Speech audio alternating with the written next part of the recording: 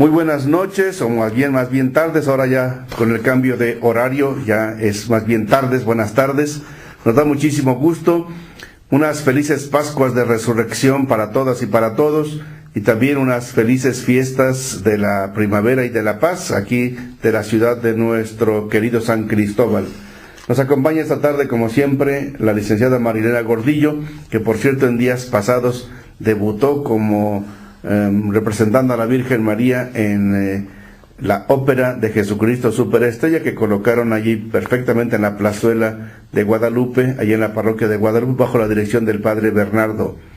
Male, buenas tardes, ¿cómo estás? Monseñor, muy buenas tardes, bien contenta de estar de nueva cuenta aquí en nuestro programa. ¿Y cómo te fue ahí de Jesucristo Superestrella?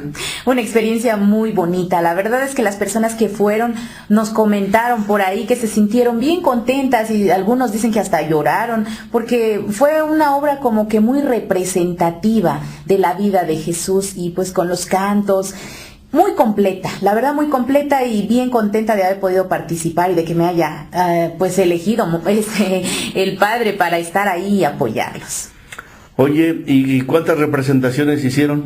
Fueron 3, empezamos el lunes, martes y miércoles. ¿Y cuántos participaron de actores? Éramos como 25. ¿De solo de Guadalupe? No, de distintos barrios. Los papeles principales los tenían 3 chicos de María Auxiliadora, porque el padre creo ya lo había presentado ahí. Ya los conocí, efectivamente. Ajá. Qué bueno. ¿Y para ti qué significó en particular representar el lugar de la Virgen María? Úfale, fue algo muy bonito. A mí me tocó interpretar una canción bueno, Martín Valverde la canta con su equipo. Se llama El Diario de María, y es un canto precioso, pero precisamente habla de María, de cómo creció a su hijo Jesús y lo que sentía al verlo en la cruz. En la última representación yo terminé llorando, porque la última parte dice: como siempre, he aquí la esclava del Señor, y sí fue algo bien especial, bien especial. Yo vi esta ópera en película hace muchísimos años, hará unos 35, 40 años, y me fascinó muchísimo, porque resalta mucho el aspecto humano, psicológico de Jesús, sí. Las reacciones interiores de él y de la gente ante él, obviamente, desde la Magdalena como la de Judas y todos los demás. Las reacciones ante Jesús, a mí me fascinó muchísimo.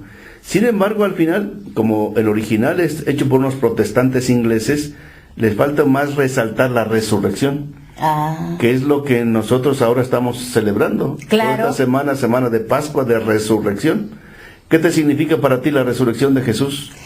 Es resucitar, es alegrarse, y es darnos cuenta que las pesadillas, que los momentos difíciles, como todo en la vida, tiende a cambiar, y que no siempre nos vamos a quedar en esa tristeza, en ese viernes doloroso, sino que hay oportunidad de empezar de nuevo. Efectivamente, un Cristo resucitado es nuestra esperanza, nuestra fortaleza. No todo se queda en el sepulcro, en la oscuridad, sino que hay luz, hay vida, hay esperanza, hay fortaleza, y ánimo a todos, a todas. Por otra parte, en esta fecha están celebrando también la fiesta por allá, por tu tierra natal. Así es. Que se llama El Señor de la Resurrección. ¿Pero en dónde está tu pueblito? Es el rancho El Trapichito, municipio de Venustiano Carranza. ¿No es el otro Trapichito de Acala? No. Estamos de este otro lado, por Villa Las Rosas, más o menos. Y están celebrando las fiestas también de Cristo resucitado. Así es, muchas felicidades para todos mis hermanos de por allá. Exactamente. Bien, recuerden que nuestro programa es para que compartamos inquietudes, dudas, sugerencias, preguntas que ustedes quieran hacer. Las pueden mandar ya al celular para mensajes de texto 967-101-2955, 101-2955, o también a la emisora católica de Comitán 963, la clave 634-1062, y a la emisora católica de Santísima Trinidad en Trinitaria, allá con el Padre Tono, 963-154-7780. Y empezamos con nuestro canto ya habitual, porque siempre queremos que la palabra de Dios nos guíe en todo momento. Tu palabra me da vida, confío en ti, Señor. Tu palabra es eterna, en ella esperaré. Vamos a escuchar una de las primeras predicaciones de Pedro después de Pentecostés, haciendo alusión precisamente a la resurrección que estamos celebrando en estos días. Es Hechos capítulo 2 y varios versículos desde el 14 al 32, nos salteamos algunos. Hechos capítulo 2, versículos del 14 al 32. Pedro, levantando la voz, dijo: conforme al plan previsto y sancionado por Dios, Jesús fue entregado, y ustedes utilizaron a los paganos para clavarlo en la cruz. Pero Dios lo resucitó, rompiendo las ataduras de la muerte, ya que no era posible que la muerte lo retuviera bajo su dominio. Pues bien, a este Jesús Dios lo resucitó, y de ellos todos nosotros somos testigos. Tu palabra me da vida, confío en ti, Señor. Tu palabra es eterna, en ella esperaré. Vamos ahora ya a las preguntas que ustedes nos hicieron favor de enviarnos hace 8 días. Con todo gusto vamos tratando de responder. Ya hace 8 días di una respuesta breve, ahora la ampliaremos. Preguntaban: ¿es malo ser músico regional? Vivo en Sinacantán. Yo disfruto mucho la música regional. Me gusta mucho, no solamente de Chiapas. Cada región tiene su música. Obviamente, así como hay música regional de Jalisco, hay también música norteña, hay también música de otras partes. Pero aquí la música regional, la música tradicional, que es muy sencilla: una guitarra, un violín y una arpa. Fundamentalmente eso. En algunas partes le agregan tambores, en otras partes le agregan una flauta. Pero la más tradicional, la más sencilla, es una guitarra, un violín y una arpa normalmente. Y lo más sencillo todavía es un violín y una guitarra. Es lo más sencillo que puede haber. Es una música que no es así tan variada en sones, es bastante monótona, pero su finalidad no es tanto divertir, eso es bien importante. Su finalidad es más bien orar, y se utiliza precisamente para momentos de oración. Y en alguna ocasión me preguntaba un sacerdote de Colombia, cuando hablábamos de estos temas, y me decía: cuando ustedes están haciendo esa oración con la música tradicional y normalmente a veces con una danza ritual, ¿qué piensa la gente? Y yo le decía: no es tanto qué piensen, sino estamos contemplando. No es tanto un discurso mental, ni oraciones verbales, sino es estar con Dios y estar con la comunidad, punto. Entonces la música regional ayuda mucho a la contemplación. Verán que es muy monótona, y a veces, repito, la acompañamos con una danza ritual. Yo cuando danzo con ellos, no es que esté uno pensando en muchas cosas, no, es estar con Dios y con la comunidad. Es padrísimo, es a todo dar. Hay que apreciar esta música regional y tradicional. Lamentablemente ya hay muchos jóvenes que hoy más bien quieren otro tipo de música. Igualmente hay música de todo tipo, pero esta música regional es muy, muy importante, y hay que tratar de conservarla lo más que sea posible. Solo una cosa hay que advertir: que algunos de estos músicos pues se inspiran, pero mediante su traguito. Eso sí no, porque eso ya pervierte la finalidad sagrada de oración de ese tipo de músicas. Pero por lo demás la apreciamos y la valoramos mucho. También preguntaban: ¿habrá rapto o arrebatamiento, como dicen los otros hermanos? Sí, ya hace tiempo yo había dado alguna respuesta al respecto, pero ahora la quiero fundamentar más. Miren, en la segunda carta a los Corintios, capítulo 12, versículo 2, San Pablo narra que fue arrebatado hasta el tercer cielo. Él dice: bueno, si quieren, yo hablo también de los regalos sublimes que he recibido. Pero después, más adelante, dice: bueno, para que no piensen que yo soy lo máximo, también pues, traigo mis problemas, traigo mis debilidades, dice San Pablo.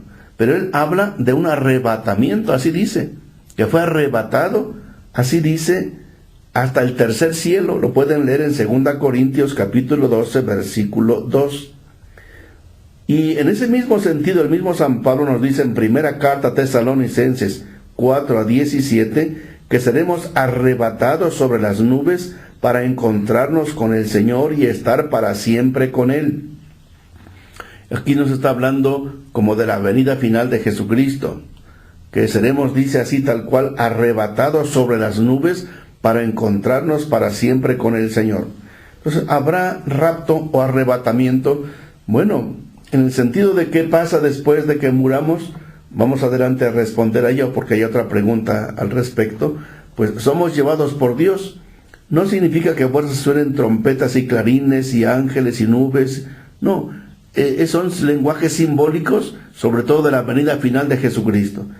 Esto que dice San Pablo en 1 Tesalonicenses capítulo 4, versículo 17, dice que seremos arrebatados sobre las nubes para encontrarnos con el Señor y estar para siempre con Él. Entonces la pregunta que hacían, ¿habrá rapto o arrebatamiento? San Pablo habla que sí.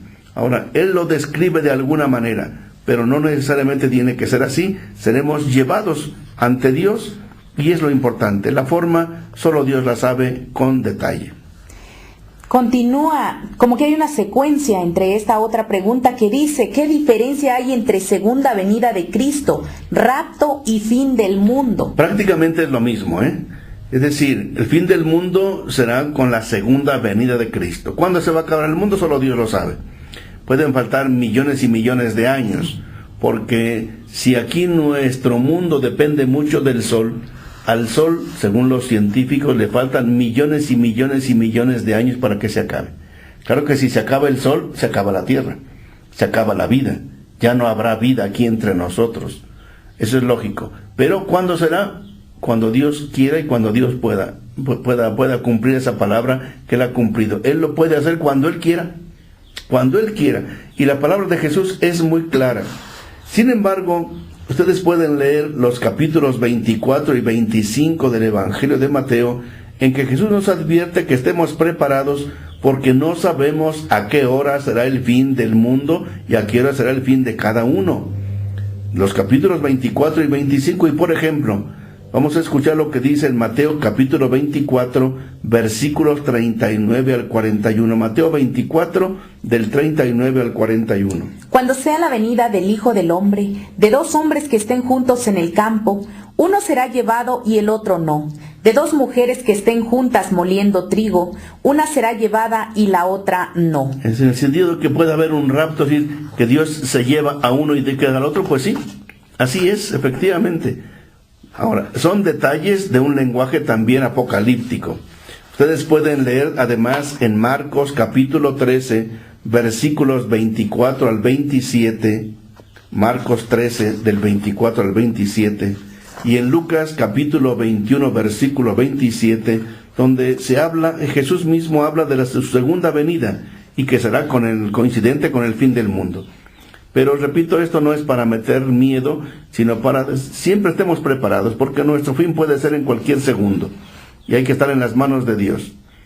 Por ejemplo, ese avionazo de Lufthansa, obviamente fue en unos segundos, y es nadie se imaginaba, y el fin de aquellas personas fue ahí, lamentablemente por ese copiloto a quien se le ha calificado como el autor intencionado de ese suicidio y multicidio, porque se mataron 149 personas más el copiloto, 150 personas.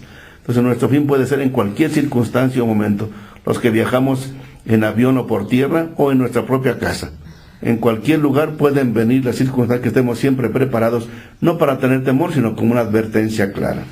También preguntaban, ¿en qué año la Iglesia empezó a utilizar imágenes? Vamos a responder con lo que dice el Catecismo de la Iglesia Católica, porque es muy interesante. Ahí nos lo responde en una forma muy sintética de lo que nosotros podríamos ampliar. El Catecismo de la Iglesia Católica no es el Catecismo de Primera Comunión, sino es un libro gordo que tiene todos los temas que queramos nosotros saber de nuestra fe.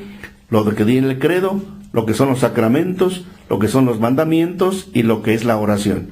Son las 4 partes del catecismo. ¿Es como una constitución o es un código parecido? Bueno, código es una norma. Ajá. El código son las normas. Ajá. Aquí más bien tiene toda una justificación y explicación de nuestra fe. Tiene 4 partes. La fe, que es el credo, va artículo por artículo, palabra por palabra. Segundo, los sacramentos. Tercero, los mandamientos. Y cuarto, ya es la oración. Son 4 partes muy bonitas que les recomiendo. Se llama el Catecismo de la Iglesia Católica. Lo pueden comprar en las librerías católicas.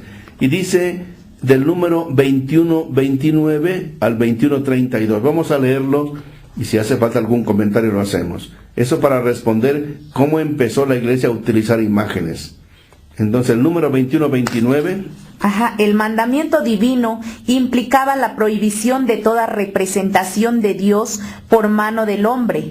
El Deuteronomio lo explica así: puesto que no visteis figura alguna el día en que el Señor os habló en el Horeb, de en medio del fuego, no vayáis a prevaricar y os hagáis alguna escultura de cualquier representación que sea. Quien se revela a Israel es el Dios absolutamente trascendente. Él lo es todo, pero al mismo tiempo está por encima de todas sus obras. Es la fuente de toda belleza creada. Luego tenemos el número siguiente, que es el número 2130. 30. Es decir, ya tiene aquí el número anterior, 2129, las indicaciones que todos sabemos. Éxodo 20, Deuteronomio 4, Siracide 43, etcétera. Pero, sin embargo, el número 2130 del Catecismo de la Iglesia Católica dice: ya en el Antiguo Testamento, Dios ordenó o permitió la institución de imágenes que conducirían simbólicamente a la salvación por el Verbo encarnado, por Jesús, como la serpiente de bronce, que ustedes ya tienen las citas, el arca de la alianza y de los querubines, que tenemos las citas que otras veces hemos dicho, que son libros de los Números, capítulo 21, versículos 4 al 9, el libro del Éxodo, capítulo 25, versículos 10 al 22, primer libro de los Reyes, capítulo 6, versículos 23 al 28, capítulo 7 del primer libro de los Reyes, versículos 23 al 26.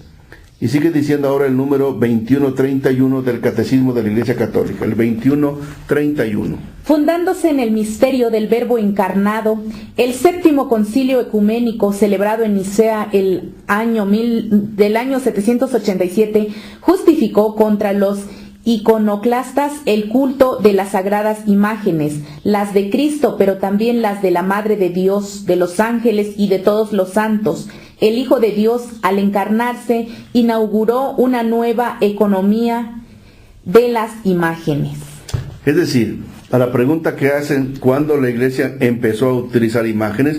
Las empezó a usar desde el principio, porque, por ejemplo, la tradición nos dice de la imagen que Jesús plasmó en aquel lienzo de aquella mujer que limpió su rostro camino al Calvario, y es la imagen de Jesús.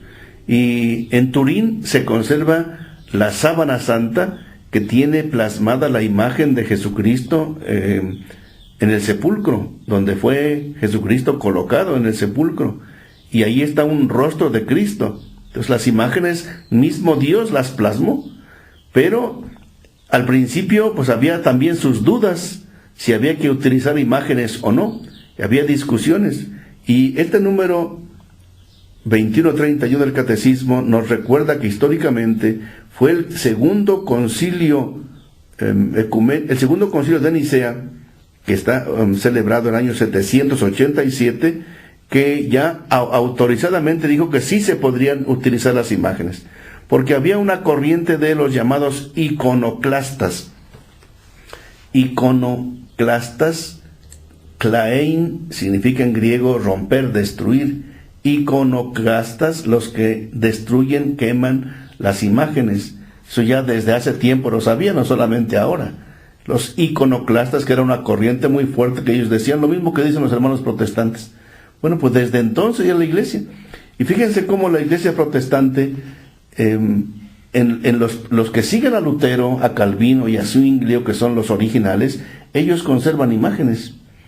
Yo he visitado iglesias protestantes de los de los anglicanos, de los luteranos, de los calvinistas, y tienen imágenes. En algunas partes de Europa, a veces algunos se confunden porque también ellos tienen imágenes. Solamente son ya las religiones evangélicas pentecostales o las nuevas que dijeron nada de imágenes, pero los primitivos protestantes sí tienen y tenían, y sus templos actuales, los luteranos tienen imágenes, los anglicanos tienen imágenes, de la Virgen también y de los santos. Solamente son los más recientes del siglo pasado para acá o antepasado. Sigue diciendo el Catecismo de la Iglesia Católica en el número 2132. 2132. El culto cristiano de las imágenes no es contrario al primer mandamiento que proscribe los ídolos. En efecto, el honor dado a una imagen se remonta al modelo original. El que venera una imagen, venera en ella a la persona que en ella está representada. El honor tributado a las imágenes sagradas es una veneración respetuosa, no una adoración que solo corresponde a Dios. El culto de la religión no se dirige a las imágenes en sí mismas como realidades, sino que las mira bajo su aspecto propio de imágenes que nos conducen a Dios encarnado. Ahora bien, el movimiento que se dirige a la imagen en cuanto tal no se detiene en ella, sino que tiende a la realidad de la que ella es imagen. Bien, vamos ahora a pasar a otros números del mismo Catecismo de la Iglesia Católica, el 1159, que nos habla sobre el mismo punto. El 1159, que dice así: la imagen sagrada, el icono litúrgico, representa principalmente a Cristo. No puede representar a Dios invisible e incomprensible, pero la encarnación del Hijo de Dios, Cristo, inauguró una nueva economía de las imágenes. En otro tiempo, Dios, que no tenía cuerpo ni figura, no podía de ningún modo ser representado con una imagen. Pero ahora que se ha hecho ver en la carne, Cristo, y que ha vivido con los hombres, puedo hacer una imagen de lo que he visto de Dios. Nosotros, sin embargo, revelado su rostro, contemplamos la gloria del Señor. Es decir, el Verbo invisible del Padre se ha hecho visible. Él es, como dice la carta a los Colosenses, lo que dice también la carta a los Filipenses, la carta a los Efesios, lo invisible de Dios se ha hecho visible en Jesucristo. Es decir, Jesucristo es la imagen visible del Padre. Entonces ya se inaugura una nueva época en que las imágenes no están prohibidas porque Dios mismo se hace imagen y el rostro visible del Padre. ¿Qué dice el número 1160? La iconografía cristiana transcribe a través de la imagen el mensaje evangélico que la Sagrada Escritura transcribe mediante la palabra. Imagen y palabra se esclarecen mutuamente. Para expresar brevemente nuestra profesión de fe, conservamos todas las tradiciones de la Iglesia, escritas o no escritas, que nos han sido transmitidas sin alteración. Una de ellas es la representación pictórica de las imágenes, que está de acuerdo con la predicación de la historia evangélica, creyendo que, verdaderamente y no en apariencia, el Dios Verbo se hizo carne, lo cual es tan útil y provechoso, porque las cosas que se esclarecen mutuamente tienen sin duda una significación recíproca. Y el número siguiente del Catecismo de la Iglesia Católica, que es el 1161, dice: todos los signos de la celebración litúrgica hacen referencia a Cristo. También las imágenes sagradas de la Santísima Madre de Dios y de los santos significan en efecto a Cristo, que es glorificado en ellos. Manifiestan la nube de testigos, Hebreos 12:1, que continúan participando en la salvación del mundo y a los que estamos unidos, sobre todo en la celebración sacramental. A través de sus iconos o imágenes, es el hombre a imagen de Dios, finalmente transfigurado a su semejanza, quien se revela nuestra fe, e incluso los ángeles recapitulados también siempre a Cristo.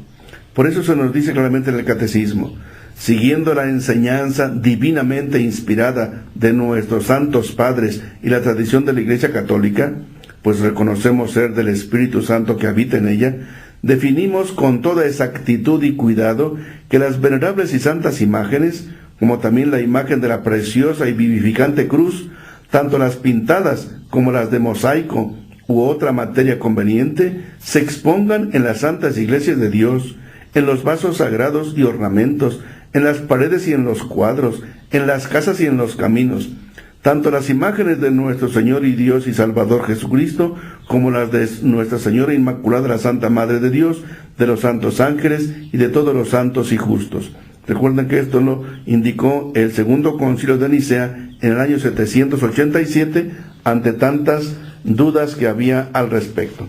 Esperamos que con esto hayamos dado una respuesta más que amplia a la pregunta que se nos hacía. Angélica preguntaba: escuché decir a un pastor de otra religión que los sacerdotes jesuitas creen que Elena G. de White es la última profeta. No, mira, el último profeta es Jesucristo. Juan Bautista, profeta, Jesucristo es el último, ya se cierra toda la revelación, obviamente. Claro, a veces se habla también de Juan apóstol como profeta, el Apocalipsis como un profetismo, sí, pero después de ellos ya profetas no. Ahora, todos participamos desde el bautismo de Jesucristo, sacerdotes, rey y profeta. Entonces todos tenemos la misión profética, todos los bautizados, porque tenemos que anunciar la palabra de Dios y denunciar todo aquello que sea contrario a la palabra de Dios. Entonces es mentira que los sacerdotes jesuitas crean que esta persona, Helen G. de White, sea la última profeta. No, para nada.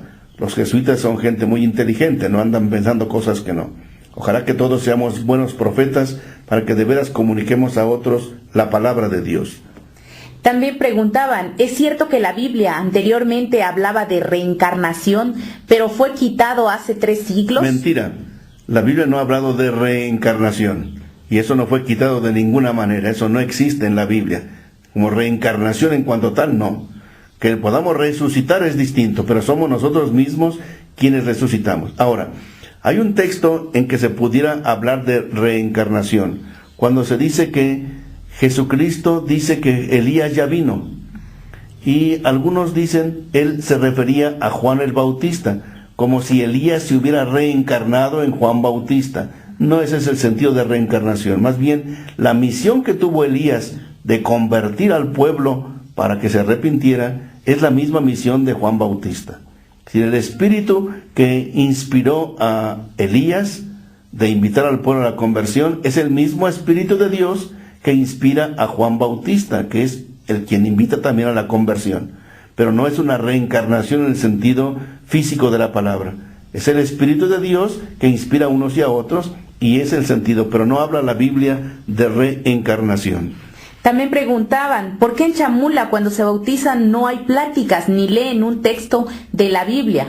Es un pueblo de tradiciones, pero ¿por qué no se les predica la palabra de Dios? Sí se predica la palabra de Dios. Miren, el padre Pedro Arriaga, que es su párroco, él predica la palabra de Dios ahí. Y la palabra de Dios siempre se lee en la Biblia. Los domingos que él celebra misa, porque hay misa todos los domingos de ordinario, y se leen los 3 textos de la Biblia, el Salmo es de la Biblia, las oraciones están inspiradas en la Biblia, y el padre Pedro predica. Cuando yo voy a celebrar también allí en Chamula, sobre todo el 24 de junio, leemos la Biblia, explicamos la Biblia, predicamos la palabra de Dios, por una parte. Por otra, es cierto que en los bautismos la tradición es de que no se hagan las pláticas previas, es verdad. Eso un presidente municipal me lo insistió, me lo pidió muchísimo hace mucho tiempo. Fíjense, el presidente municipal, no fue la gente en cuanto tal, sino el presidente municipal. Y pues ahí en Chamula vamos poco a poco tomando en cuenta las buenas tradiciones que hay y ofreciendo también el catecismo de la Iglesia Católica, la palabra de Dios, porque algún presidente me dijo que la Biblia era de los protestantes, y no es cierto, la Biblia es para todos. Pero algún tiempo pensaron que la Biblia era de los protestantes. No es verdad, la Biblia es católica antes que de los protestantes, es antes que nadie de nosotros. Pero así me decía un presidente municipal, que ellos no querían la Biblia sino solo el catecismo. Bueno, eso poco a poco va cambiando. Ya hay grupos de Chamula que aceptan la palabra de Dios y reciben pláticas antes de los sacramentos. Ya hay grupos para ello. Van aceptando, como me decía un presidente municipal, ya van aceptando el catolicismo moderno, así le llaman ellos. El catolicismo moderno, que implica la Biblia, implica las celebraciones, implica las pláticas. Hubo un momento en que un presidente municipal hace muchos años, cuando él desterró a unos sacerdotes, me dijo que ahí la misa tendría que ser en español. Y le pregunté, ¿y por qué? Dice, porque es la tradición. Y yo le dije, no, la tradición debería ser más bien en latín. Pero hoy no, ya celebramos la misa en Tzotzil, tanto el párroco como un servidor celebramos la misa en Tzotzil y no hay ningún problema. Entonces hay que saber respetar también las buenas tradiciones, pero también ir poco a poco anunciando la palabra de Dios que este presidente calificaba de catolicismo moderno. Queremos mucho a los hermanos y a las hermanas de Chamula, respetamos mucho sus grandes tradiciones que tienen su base también en la fe católica, pero poco a poco tenemos que ir profundizando más en esta misma fe. Bien, son ya las 7:30, vamos a tener nuestra pausa ya habitual, pero recuerden, pueden mandar sus mensajes al 967-101-2955 de nuestra emisora, o a las demás aplicaciones que ya ustedes bien conocen, radiotepeyac@live.com.mx, o a nuestro chat también, radiotepeyac.com, o al teléfono de la emisora católica de Comitán 963-634-1062, y al de Trinitaria 963-154-7780.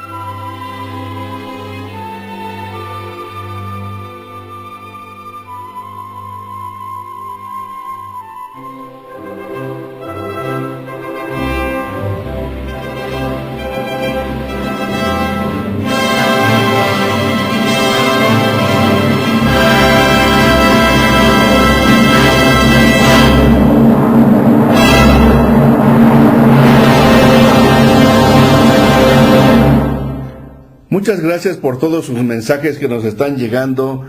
Disculpen que no hemos tenido tiempo de leerlos, porque pues también ahora eran como 25, 26 mensajes. Algunos los respondimos hace 8 días porque eran pertinentes. Por ejemplo, eso de la visita a las 7 casas, que si se podía comer carne entre semana de la Semana Santa, esa ya la respondimos hace 8 días.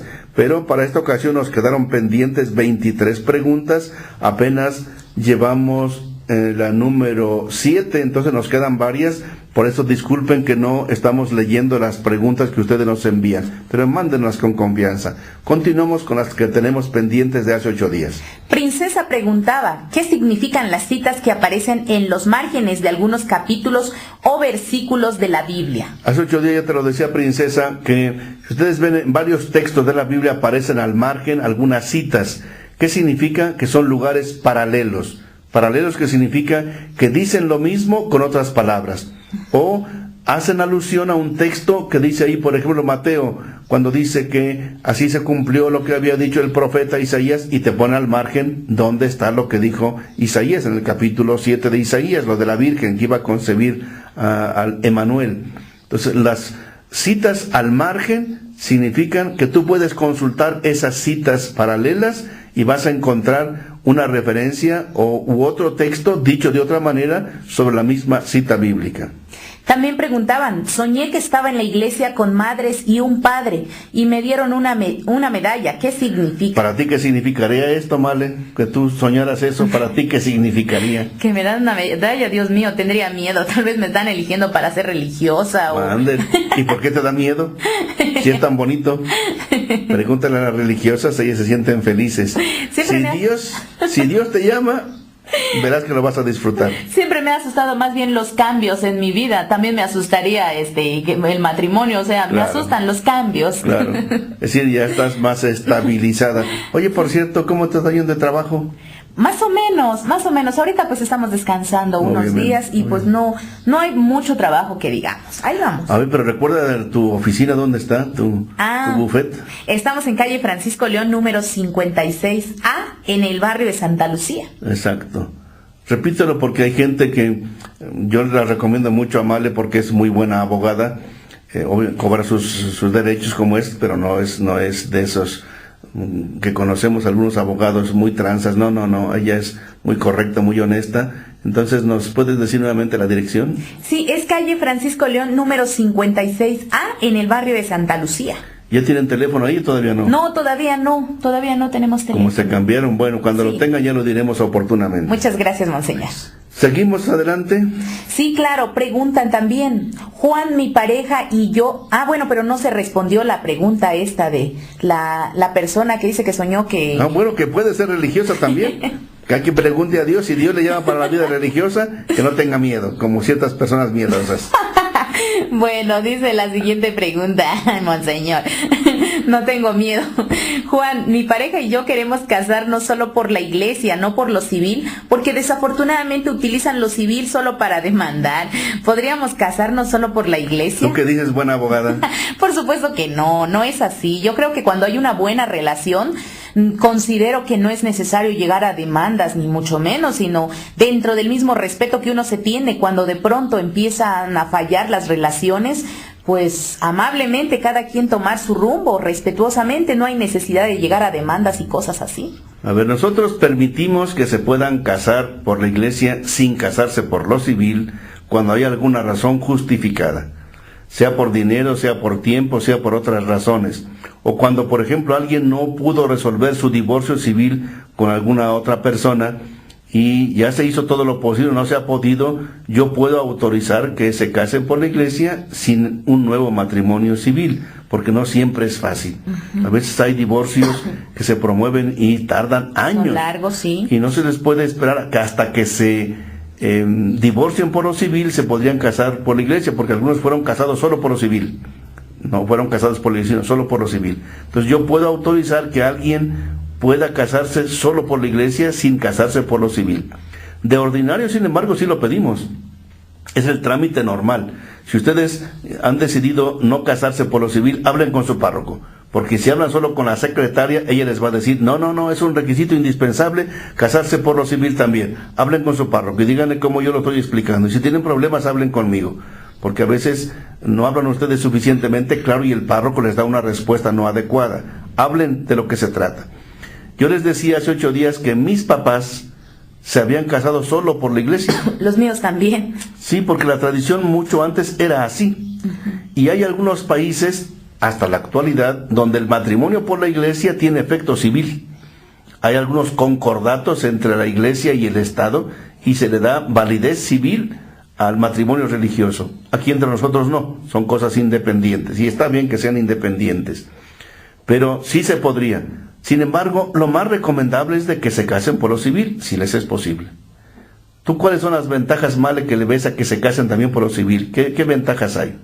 Pues considero que porque realmente estamos en una sociedad en la que hay que asegurarnos también, hay que proteger a los hijos. Cuando están casados, protegen también a los niños para que no les falte una pensión alimenticia.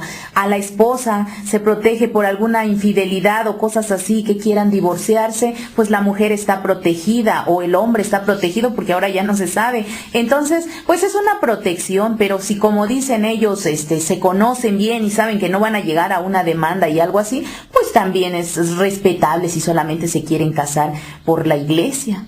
Así es. La siguiente pregunta es 8 días, de Agustina, decía. Dice, ¿qué puedo hacer? Cada día hago oraciones y visito al Santísimo, pero sueño cosas horribles. ¿Qué tengo que hacer para no seguir soñando esas cosas terribles? Mira, desde luego que lo que haces, oraciones y visitar al Santísimo, es la mejor forma de vencer estas cosas. Pero también ponte a pensar, bueno, ¿qué es lo que en tu pasado te está pesando? ¿Qué te pesa de tu pasado? Porque a veces puede haber ciertas cosas que estén allí en el pasado y que inconscientemente en la noche las trabajamos. Nuestra mente en la noche es muy libre, no tiene ningún control y la mente saca lo que en el inconsciente hay.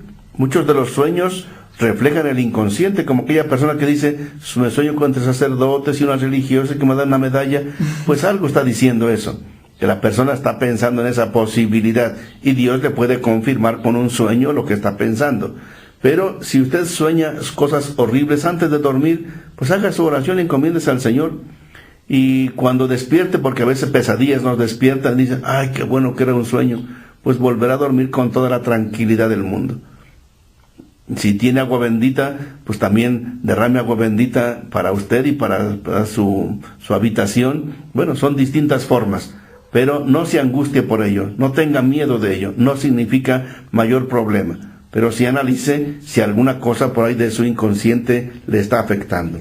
2 cosas que yo le podría recomendar a esta persona serían, la primera es cuidar también lo que cena, porque a veces uno come demasiado antes de dormir y eso afecta. Otra cuestión, una personita que yo conozco y quiero mucho, tenía este mismo problema, soñaba todas las noches o sentía en su subconsciente que veía de pronto cosas feas. Entonces lo que ella hizo, y es muy recomendable, fue hacer una buena confesión con un sacerdote. Se confesó, pero de alguna manera una buena confesión recomiendo con algún sacerdote que conozca o algún párroco que le diga, con el que se pueda sentar tranquilamente y en confianza, decirle todo lo que está sintiendo y que luego le den una buena absolución. Esta personita, gracias a Dios, con eso completamente se le retiraron esos sueños, entonces también sería muy bueno que eso hiciera. Perfectamente, Agustín, esperamos haber respondido adecuadamente. Continuamos con una pregunta de hace 8 días. También decían, ¿existe el mal de ojo para los bebés? Unos hermanos me dijeron que no.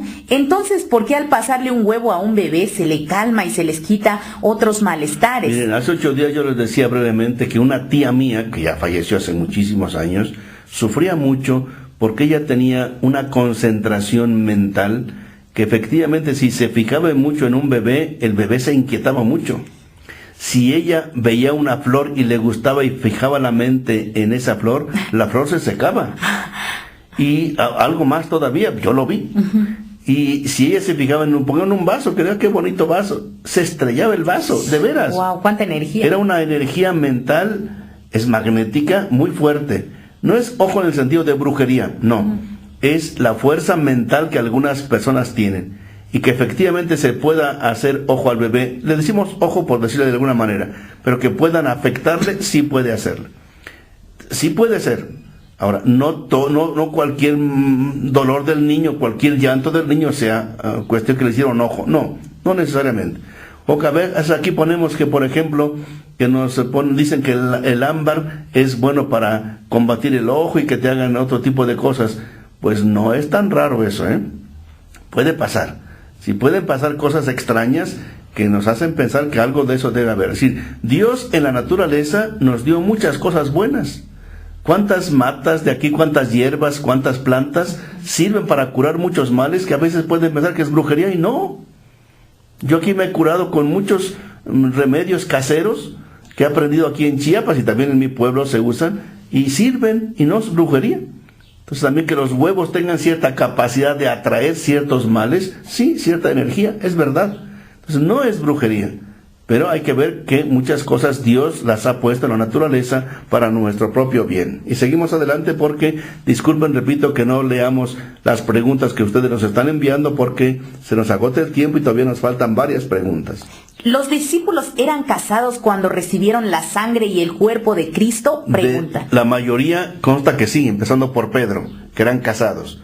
Entonces, el que estar casado no es ningún problema. Cuando recibieron la comunión eran todos casados. El único que no era casado era Juan. Así que eso no es ningún problema. El hecho de estar casado no es ningún problema para que se puedan algunos acercar a la comunión, obviamente estando bien casados. También preguntaban, soy madre soltera, ¿puedo bautizar a mi hija? Claro que sí, claro que sí. Incluso, aunque usted pudiera estar unida a esta persona, al papá de la hija, pues sí pueden bautizar de todas maneras. No es obligatorio casarse por la iglesia para poder bautizar a los niños. Se recomienda, pero no se obliga como requisito indispensable. Ánimo, acérquese a recibir sus pláticas, escoja unos padrinos que estén casados por la iglesia y si puede bautizar a su hija tan pronto sea posible. También preguntaban, cuando uno muere, ¿vamos al cielo o al infierno? ¿Qué pasa cuando uno muere? Mira, tú puedes leer en Lucas capítulo 16, versículos del 19 al 31, donde se nos dice que al morir vamos al cielo o al infierno según nuestras obras. Es aquel caso de el pobre Lázaro y el rico aquel que no se compadecía. Y dice, murieron y fueron llevados Lázaro al seno de Abraham, al cielo, y el rico que no se compadeció del pobre al infierno. Entonces, ¿qué pasa cuando morimos? Pues somos juzgados por Dios. Dios nos pone en juicio para ver si vamos con Él o no queremos vivir con Él. Pueden verlo también en Mateo capítulo 25, donde se nos habla del juicio final, desde el versículo 31 en adelante, donde se nos dice cómo cuando nos presentemos allá seremos juzgados si hicimos el bien a los demás, al cielo. Si no hicimos nada por los demás, no merecemos el cielo. También preguntaban, ¿quién ocupa el templo de Jerusalén? ¿Y qué hay de cierto que habrá una tercera reconstrucción? Pueden ver en Mateo capítulo 24, versículos 1 al 2, en que Jesús anuncia que será destruido el templo de Jerusalén y no quedará piedra sobre piedra. Mateo 24, versículos 1 al 2. Esto efectivamente se cumplió en el año 70. Los romanos fueron y destruyeron el templo. Y hasta la fecha el templo está destruido. ¿Qué es lo que queda del templo? Queda del templo solamente un muro, que llamamos el muro de las lamentaciones, donde van los judíos a llorar y a hacer sus peticiones. ¿Y por qué no pueden reconstruir el templo? Uno dice, bueno, tanto dinero tienen los judíos en todo el mundo, ¿por qué no lo han reconstruido? Pues en primer lugar porque donde está el templo, el muro, que lo visitan los judíos, del otro lado están los palestinos y son enemigos a muerte. Si quisieran los judíos reconstruir el templo, tendrían que ocupar y quitar de ahí a los palestinos, y sería la muerte para todos, una guerra que no se acabaría. Y por eso no se ha podido reconstruir a pesar de todo el dinero que tienen. Y eso es un símbolo también, es un símbolo de la destrucción del templo de Jerusalén, señal de que ya a quien esperaban los judíos ya llegó, que es Jesús. Ajá, pero ¿por qué ellos se lamentan? Lo que llaman las lamentaciones es eso, porque ellos esperan que llegue el Mesías y que no ha llegado. ¿Y por qué les va tan mal? ¿Por qué siguen tan divididos? Por ejemplo, el holocausto de tantos millones de judíos que mataron los nazis en Alemania. O que siguen todavía habiendo problemas graves con algunos judíos, con una discriminación terrible. Es el semitismo que llamamos, es decir, el odio contra los judíos. Eso ha durado mucho tiempo. Entonces ellos lamentan y piden que a ver cuándo llega el Mesías, siendo que el Mesías ya llegó. Ajá. También preguntaban, ¿es malo tocar música norteña? ¿A ti te gusta? Sí, mucho. ¿Y será malo? Considero que no, solo que hay que cuidar qué escuchamos, qué palabras dice. Sí, porque algunas músicas yo no la oigo. De cuando en cuando que vamos a las reuniones allá a Monterrey, no bailes y nos de banda. Festejan un poquito, sí nos ponen esa música y bueno, pues, es agradable, pero hay que cuidar con los corridos de los narcos, porque hay corridos ahí para alabar a los narcos. Eso sí no estaría bien escuchar.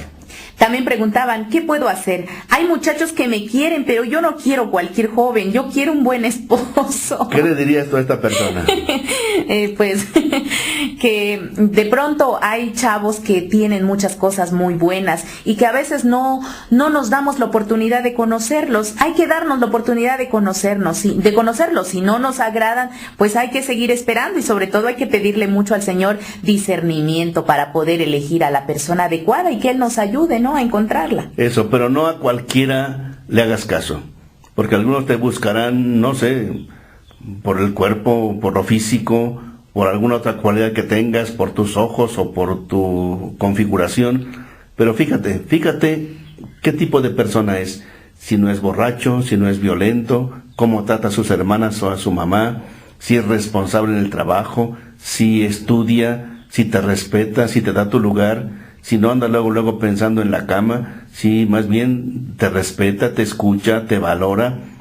Piensa y pídele mucho a Dios que te lo pueda conceder.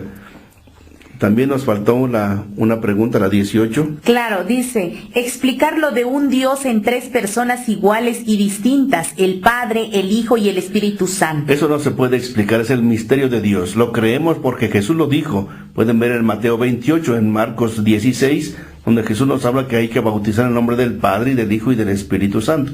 Y muchas otras citas en que se nos habla de la Santísima Trinidad. Nosotros no entendemos. Que tres sean uno, no lo entendemos. Que uno sean tres, no lo entendemos. Lo creemos por la fe. Que Dios es Padre, que engendró a su Hijo, y que la relación entre ellos es el Espíritu Santo, que Dios es nuestro Padre, que Jesús es nuestro Salvador, que el Espíritu Santo nos guía. Esa es nuestra fe, pero nunca lo podremos explicar. También preguntaban, ¿qué significa ser laico? La palabra laico es del griego. Laos significa pueblo. Entonces, laico es el pueblo. Laicos son aquellos que pertenecen a la comunidad. No son los sacerdotes, los obispos que presiden a la comunidad. Laicos son los que son como todo el pueblo. También preguntaban, ¿puede uno confesarse después de la misa? También antes y después de misa, cuando haya oportunidad. Tuvimos la dicha de la semana pasada y antepasada aquí en San Cristóbal tener confesiones multitudinarias. El miércoles santo empezamos a las 5 de la tarde en catedral. Éramos 11 sacerdotes, 9 sacerdotes y los 2 obispos confesando, y terminamos a las 9 de la noche, 4 horas, y había cantidad de gente. Lo mismo en Caridad, en San Francisco y en las demás parroquias. Afortunadamente mucha gente pudo confesarse.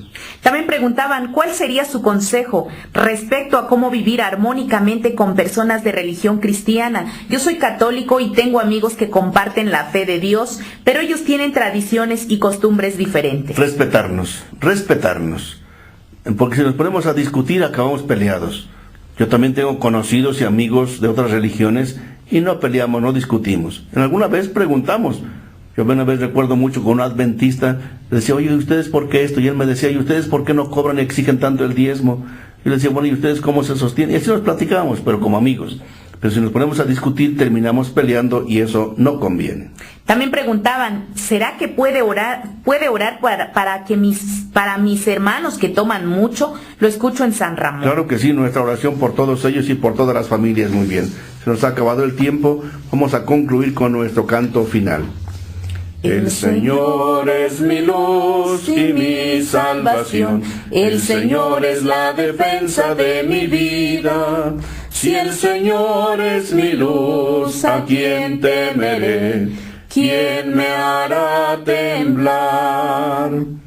Les agradecemos muchísimo, pero recuerden que ahorita está un retiro para muchachas con inquietud de vocación religiosa. Empezó ayer domingo, es hoy lunes y mañana termina. Empieza hoy y termina pasado mañana. Y para muchachos con inquietud de vocación sacerdotal es del 7 al 9 aquí en el seminario. Jóvenes que tengan inquietud de vocación sacerdotal del 7 al 9. Y pedimos para que Dios nos mande más y mejores sacerdotes. Muchas gracias por su atención. Con el favor de Dios nos escuchamos dentro de 8 días. Que tengan muy buenas noches. Que Dios los bendiga. Hasta pronto.